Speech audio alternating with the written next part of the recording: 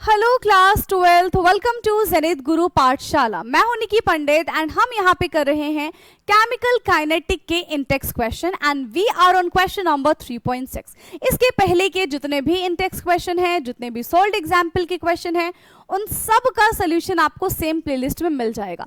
So let's do this question. Question है time required to decompose SOCl2 to half of its initial amount is 60 minutes.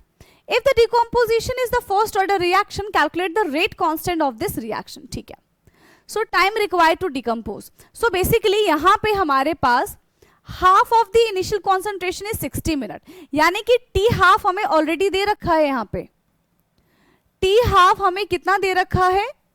That is 60 minutes. ये already question में हमें given है। Now अब first order के लिए T half का formula क्या होता है, यानी कि हाफ लाइफ का फॉर्मूला क्या होता है?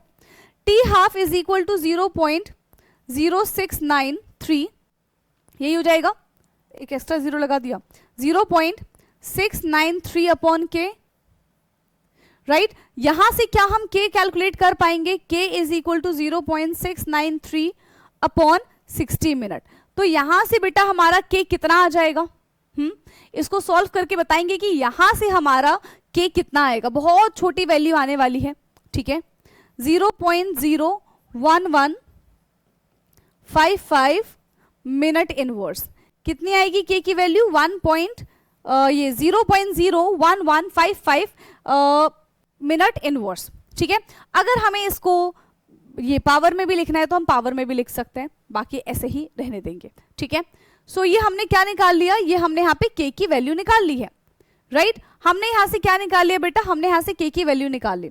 If the decomposition of the first order reaction, calculate the rate constant of the reaction.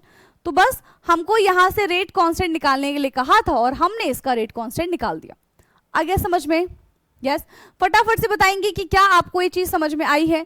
अगर आपको इसको सेकंड में भी कैलकुलेट करना है तो आप सेकंड में कैलकुलेट कर लो। 60 मिनट में था, 60 × 60 कर दो, जो भी आंसर आएगा वो आपका सेकंड में आ जाएगा। बट क्वेश्चन में हमसे ऐसा भी कुछ भी करने के लिए नहीं कहा है तो हम इसको नहीं कर रहे, ओके। बाकी बहुत सिंपल सा क्वेश्चन था। आई होप कि आपको समझ में आया होगा, बट आपको बस फॉर्मूला लर्न होना चाहिए, दैट्स इट। अगर फॉर्मूला लर्न है आप कोई से भी क्वेश्चन यहाँ पे सॉल्व कर लेंगे, ओके। सो आज के लिए इतना ही। डाउट होगा तो कमेंट करके जरूर पूछना। Thank you so much and bye bye, take care.